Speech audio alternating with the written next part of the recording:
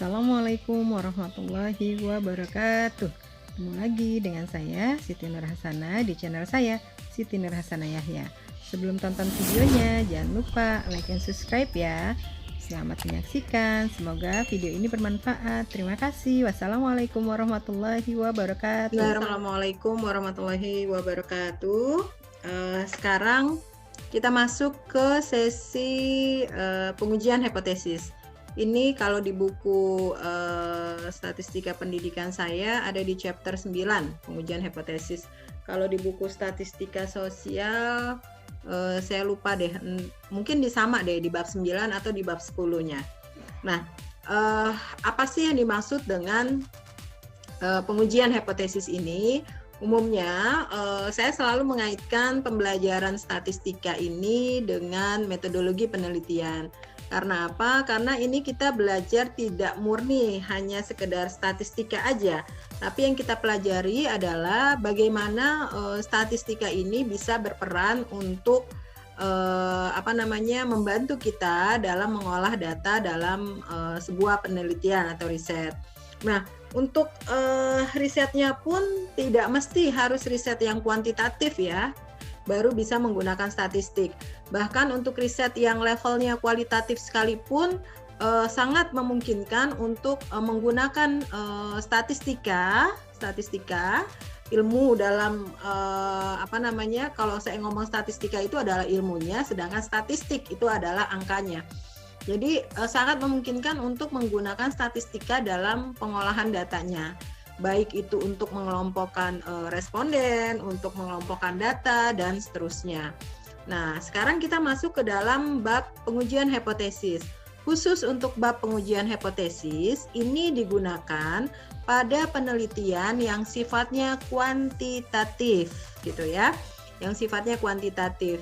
Jadi untuk rekan-rekan yang risetnya penelitiannya kualitatif itu tidak memerlukan adanya hipotesis, tetapi khusus untuk yang penelitiannya risetnya kuantitatif itu sangat perlu adanya yang namanya hipotesis. Nah, sekarang kita lihat teman-teman yang ada bukunya boleh dicek di buku statistika pendidikan saya atau di buku statistika untuk ekonomi dan bisnis, ada chapter ini. Kalau untuk pengujian hipotesis ada di buku statistika untuk ekonomi dan bisnis 2 dan di buku statistika sosial. Sudah lengkap. Nah, apa sih yang dimaksud dengan pengujian hipotesis? Nah, sekarang kita harus pahami dulu yang dimaksud dengan konsep dasar dari hipotesis itu sendiri. Nah, kita lihat di sini, definisi hipotesis itu adalah pernyataan tentang sebuah parameter populasi. Jadi hipotesis itu adalah sebuah pernyataan. Kemudian data digunakan untuk memeriksa apakah pernyataan tersebut masuk akal, gitu ya. Seperti gambaran kasus di atas. Nah, sekarang saya gambarkan lah, misalkan saya membuat sebuah pernyataan, gitu. Pernyataannya seperti ini. Terdapat pengaruh antara motivasi belajar dengan prestasi belajar, gitu ya. Pernyataannya terdapat pengaruh. Nah, itu disebut dengan pernyataan. Jadi saya mengatakan bahwa ada pengaruh antara motivasi belajar dengan prestasi belajar. Nah, pertanyaannya adalah apakah pernyataan itu sudah tepat? Apakah benar motivasi itu berpengaruh dengan prestasi belajar? Apakah pernyataan itu sudah tepat, sudah benar, apa belum? Nah, untuk itu perlu dilakukan yang namanya pemeriksaan. Nah, kalau di sini apakah pernyataan tersebut masuk akal? Apakah saya bilang kalau motivasi belajar bisa mempengaruhi prestasi belajar? Apakah itu masuk akal? Nah, jadi analisis statistiknya kita membuat sebuah klaim. Artinya kita menyebutkan sebagai sebuah hipotesis. Jadi hipotesis saya adalah terdapat pengaruh antara motivasi belajar dengan prestasi belajar. Nah, itu hipotesis yang saya buat. Nah, lalu di sini mengumpulkan data dengan menggunakan data untuk menguji pernyataan tersebut. Jadi kita mengumpulkan data dulu untuk bisa menguji apakah pernyataan yang tadi saya sampaikan mengenai motivasi belajar bisa meningkatkan prestasi belajar untuk menguji apakah sudah benar apa belum pernyataan itu. Dengan demikian dapat didefinisikan hipotesis statistik adalah suatu pernyataan mengenai parameter populasi yang harus diverifikasi. Nah, itu menurut Lin pada tahun 2007 di dalam bukunya. Bukunya ada mengenai statistika. Nah, jadi kita perlu menguji hipotesis yang tadi kita sudah sampaikan tersebut. Apakah sebuah pernyataan itu sudah relevan atau tidak. Makanya perlu diverifikasi, bahasa Lin ini perlu diverifikasi untuk dicari tahu kebenarannya. Oke, sekarang logikanya. Kita berbicara mengenai logika hipotesis. Karena syarat sebuah penelitian yang ilmiah, yang pertama dia harus sistematis. Nanti kalian akan dapatkan lagi di materi metodologi penelitian. Kalau belum sampai ke tahapan itu, boleh nanti buka di channel YouTube saya mengenai cara merumuskan masalah. Di situ saya jelaskan bahwa syarat sebuah penelitian itu yang pertama harus sistematis.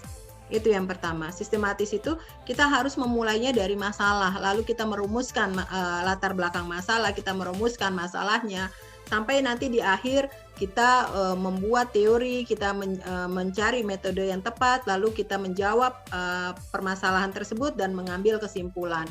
Nah, yang kedua adalah harus logik. Logik itu masuk akal.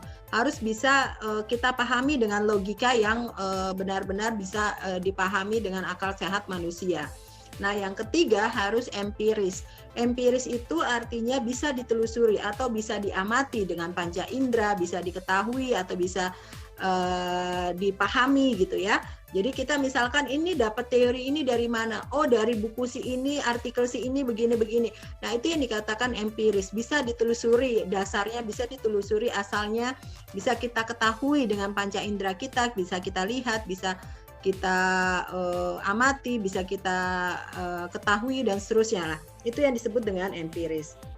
Nah, tiga syarat sebuah penelitian yang dikatakan ilmiah. Nah, sekarang kita lihat logika hipotesisnya seperti apa sih? Biasanya mustahil atau tidaklah praktis bagi seorang peneliti untuk bisa mengobservasi setiap individu dalam populasi, terlebih jika populasinya terlalu besar. Jadi istilahnya gini, mustahil banget seorang peneliti itu bisa melakukan observasi dari semua populasi, gitu ya, karena jika terlebih lagi populasinya terlampau besar. Kalau populasinya masih relevan, masih bisa kita amati, masih bisa kita pelajari, bisa kita sebar kuesioner atau kita interview, itu nggak masalah. Tapi ketika populasinya itu terlampau besar, tidak mungkin peneliti itu bisa mengobservasi one by one every population, gitu ya, nggak mungkin. Oleh karena itu, peneliti biasanya mengumpulkan data dari sampel. Nah, itulah pentingnya penarikan sampel. Nah, itu ada di sepertinya saya sudah jelaskan ya di bab populasi dan sampel di video sebelumnya juga sudah ada mengenai populasi dan sampel dan pentingnya metode penarikan sampel pada sebuah penelitian. Nah, di sini diperlukan data dari sampel dan kemudian menggunakan data sampel tersebut, data yang kita ambil tersebut dari sampel untuk membantu menjawab pertanyaan mengenai populasi. Jadi karena kita manusia itu peneliti punya keterbatasan dalam melakukan penelitian. Untuk itu perlu diambil sampel. Nah, sampelnya ini akan menjawab semua hasil dari pernyataan dari populasi. Asumsinya seperti itu.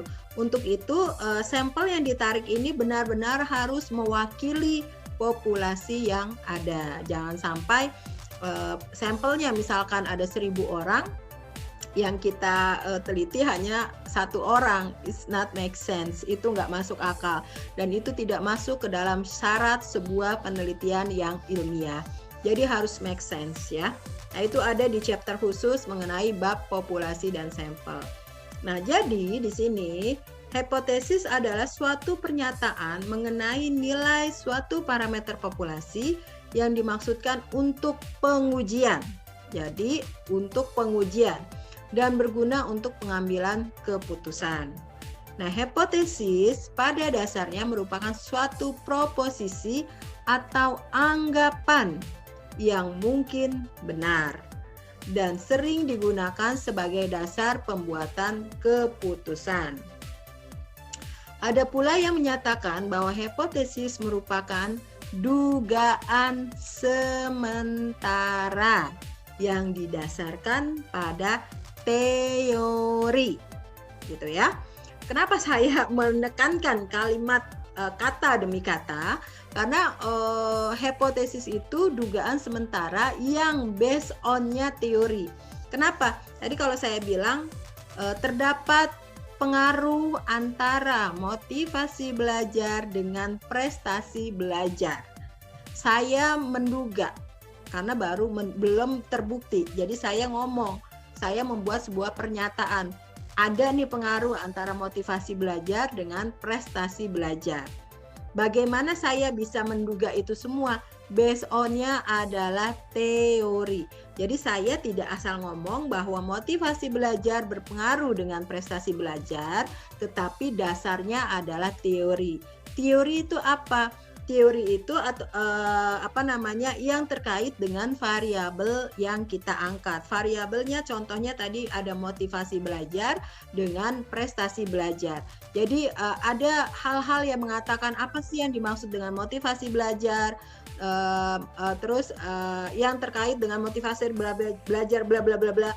Nah, itu yang disebut dengan teori. Jadi menurut motivasi itu adalah bla bla bla bla. Motivasi, faktor-faktor yang mempengaruhi motivasi bla bla bla dan seterusnya.